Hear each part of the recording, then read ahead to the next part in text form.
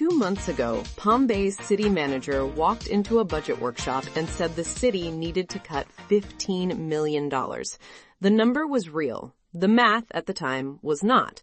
Revenue projections were still placeholders. Tuesday night was the moment of truth.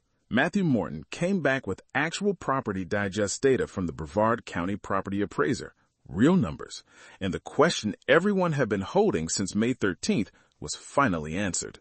The $15 million target held. But here's what made Tuesday different from May. Morton did not just confirm the number, he showed the council everything staff has already done to get there, and it is a longer list than most people realized. Before Morton ever touched the millage rate debate, he spent considerable time documenting a year's worth of internal cost discipline. The city has frozen 63 positions across all funds, not layoffs, frozen slots that will not be filled. That single action alone projects $6.8 million in salary savings. He called it the city's own DOGE effort. And then he used an analogy I thought was genuinely useful. He said he had thrown a bucket of water on the coal. The steam train is still moving, but the momentum is borrowed time. He did not know when it would roll to a stop. Staff also canceled 283 capital projects. The active list went from hundreds of commitments down to 86. That shed more than $60 million in future obligations. Morton said staff could not determine why many of those commitments had been made in the first place. And for the first time in at least 10 years, departments made zero fund balance requests during the entire fiscal year. Zero. They did not just stop asking for more money. They returned funds at every quarter through what Morton called bar savings. That is a cultural shift, not just a budget move. All salary reclassifications and increases, which Morton said used to come on a weekly basis, were held and processed through the budget cycle, also the first time in 10 years. The credibility behind the $15 million number is built on all of that. Which made the millage rate conversation that followed a lot more grounded than the one in May, because now the council was not just looking at a target, they were looking at evidence. Morton laid out 3 paths. Scenario A, hold the current rate of 6.7 mils, generating roughly $71.5 million in ad valorem revenue, still leaves a $2.6 million gap with zero new equipment. Scenario B, drop to the calculated rollback rate of 6.6015 mils, producing about $70.5 million, roughly $1 million less than the current rate. Scenario C, cut to 5.5 mils, generating approximately $58.7 million, a reduction of nearly $12.8 million from the current rate. And there is a procedural wrinkle that made the 6.7 option harder than it looks. Under new state restrictions, adopting a rate above rollback now requires 4 out of 5 council votes. Councilman Chandler Langevin was absent Tuesday. With only 4 members present, any single dissent would kill the higher rate at final adoption. The rollback only needs 3 of 5.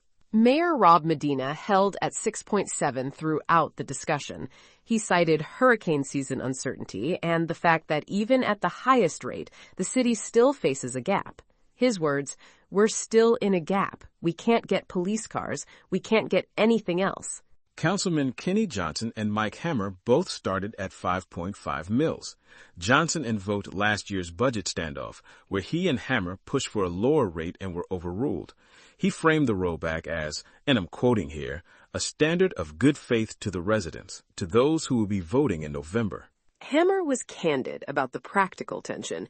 If I had my choice today, I would like the 5.5, but I would like to see the 5.5 in like a 3-year period, because that's a big jump. He moved towards 6 mils, working out the math in real time.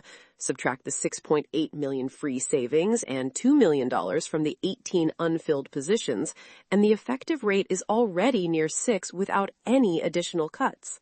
Deputy Mayor Mike Jaffe backed the rollback rate. His most distinctive contribution was not his vote. It was a proposal to explore shared health insurance clinics with the Brevard County School Board. Jaffe said school board member Matt Susan is implementing an internal clinic model projected to save the school system over $10 million, and that Susan is willing to present to the council, in his words, not to participate, just to educate. The final consensus proposed 6.6015 on the July 16th legislative memo, billed the formal proposed budget at 5.5 mils so the council and the public can see exactly what gets cut. If the council sees too many cuts at 5.5, they have room to add items back up to the 6.6 ceiling. They cannot go above it. Now here's where the $15 million breakdown gets real. Morton did not present this as hypothetical. He walked through specific line items. The largest single item, closing the municipal pool. The facility costs the city nearly $3 million annually in operations, with an additional $1.5 to $2 million in capital deficit for pumps, lining, and equipment.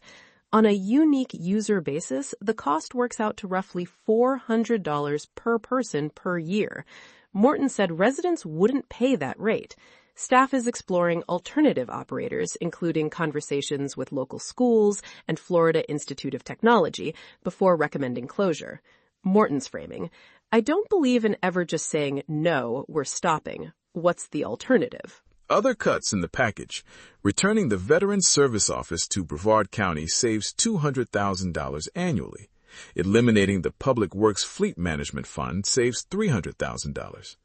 18 additional unfilled general fund positions would be eliminated for $2 million in ongoing savings. 5 city-owned properties flagged for liquidation, with 5 more under review. That real estate revenue is one-time and would go toward public safety costs and road maintenance. Morton was plain-spoken about what all of this actually buys. That $15 million and those roll-ups gets us a year and a half. The cuts stop the bleeding. They do not fix the wound. And the wound has a name. It is the pension. The fiscal year 2027 total police and fire pension obligation exceeds $15 million.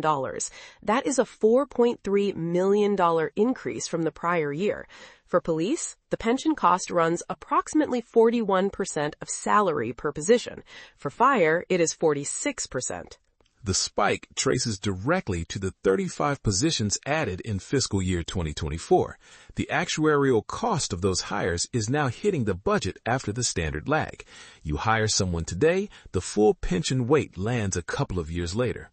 Morton disclosed that the city just paid off the $38 million pension bond issued in 2008. That is the good news. The bad news came immediately after. We're probably talking about another pension bond in the next 12 months, 14 months. We're not going to be able to afford it.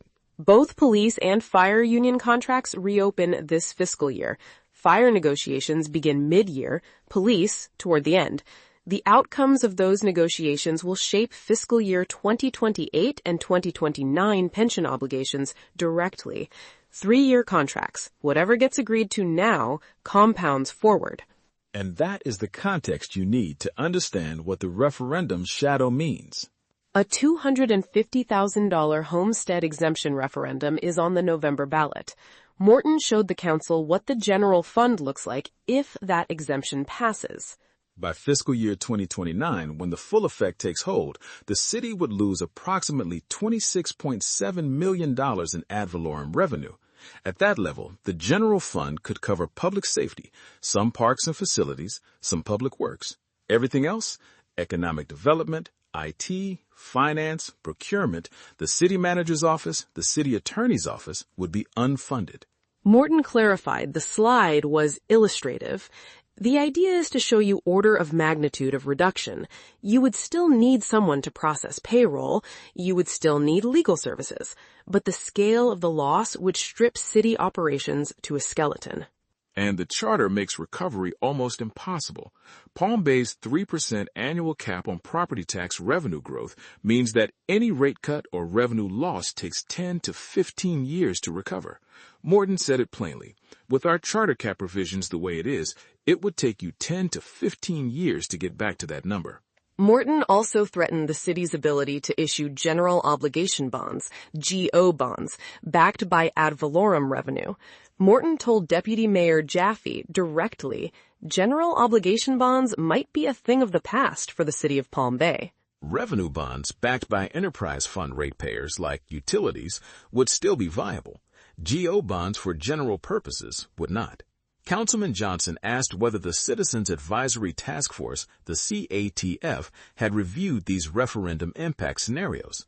Morton said no. The task force has spent its first months receiving a crash course in municipal budgeting. It has not yet moved to the recommendation phase. Johnson pushed to put the referendum impact on the CATF agenda before the next formal vote. It's to advise the citizens. This is a key component. On the revenue side, Morton made clear that cutting alone will not close the structural gap. A citywide fire assessment is on the table. Stormwater reform is more urgent. The current system reaches only 50 to 60% of properties, and the city lost $1.5 million last year from property transfers that let owners escape stormwater fees. Morton proposed moving stormwater collection back onto the ad valorem tax bill to close that drain. What is coming next? The legislative memo proposing the 6.6015 rollback rate goes to the full council at the July 16th regular meeting. Staff publishes the proposed budget on July 29th. The next budget workshop is August 4th, where the council will see the formal budget billed at 5.5 mils. Every program, every position, every line with a name next to it.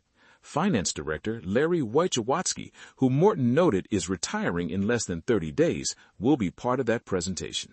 Morton closed Tuesday's workshop with 3 structural realities that now frame every decision ahead. The $15 million cut target held, but it buys the city a year, maybe a year and a half. The pension obligation will keep climbing, and another pension bond is 12 to 14 months. And the charter's 3% cap means any rate cut or revenue loss compounds for a decade or more before the city can recover. The math from May got more pointed in July, exactly as Morton predicted. It will get more pointed still in August when the 5.5 mil budget shows up on paper and every cut has a program name attached to it. Read the full article at thepalmbayer.com. This is the Palm Bayer.